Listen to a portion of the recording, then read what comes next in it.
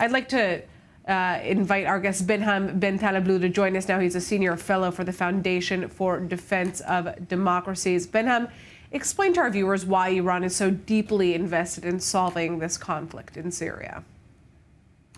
Well, it's a pleasure to be with you. And solving is an interesting use of phrase because at any cost, the Islamic Republic is looking to keep the Syrian dictator Bashar al-Assad in power there. And that really means right now in the short term, managing the crisis, getting that government back on its feet, making sure it has international resourcing vis-a-vis the Russians, vis-a-vis the vast constellation of Shia militias that the Islamic Republic controls.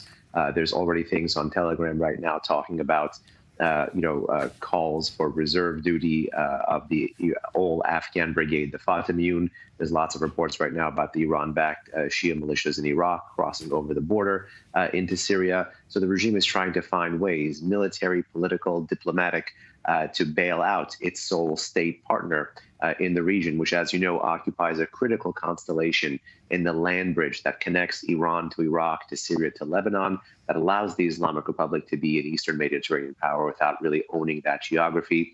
It's precisely why even former Rafsanjani, former Iranian president, said back in 2012 that Syria is really part of a chain that connects Iran to the region, and it's why Hassan Nasrallah previously said that Syria was the long pole in the tent of resistance.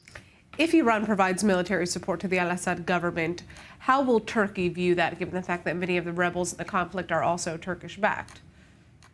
Well, Turkey is a very interesting player here in the Syrian crisis because it also has interests of its own, but at the same time is a NATO country with the second biggest army in NATO, though informally has given laissez-passer to some al-Qaeda-linked fighters in the past.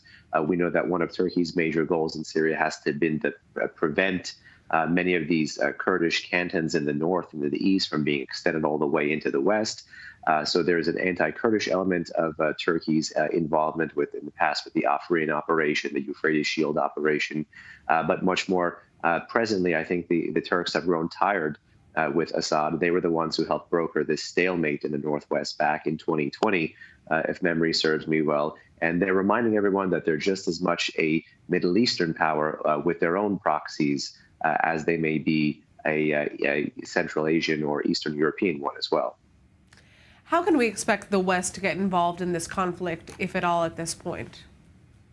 Well, this is in so many ways the million-dollar question. With the Trump administration coming into office in January 2025, there are really a lot more question marks than answers right now. We know in the past, former President Trump tried to withdraw U.S. troops from Syria.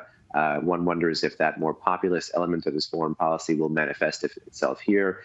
Conversely, if he sees Syria entirely through the lens of countering Iran in the region, which there is the potential for that, both given the personnel that are filling key national security positions, as well as the fact that, well, maximum pressure is going to have a regional dimension to be more successful than in the past, then he may be more permissive of anti-Assad moves in that region. Conversely, he could also look to deepen military and political cooperation with the Israelis if there's a desire to take more risks in the region. That's politically in the short term unlikely, but if this conflict gets out of control and spirals, then America really is going to have to round up its friends in the region and figure out what's the best way to contain and manage and roll back malign Iranian influence in the region. But given the fact that the outgoing administration, the Biden administration, has no clear answers on these, and politically it's something the incoming administration does not want to touch, it doesn't look good from this far away. All right, Behnam, I'd like to thank you so much for joining us. Very interesting to hear your insight.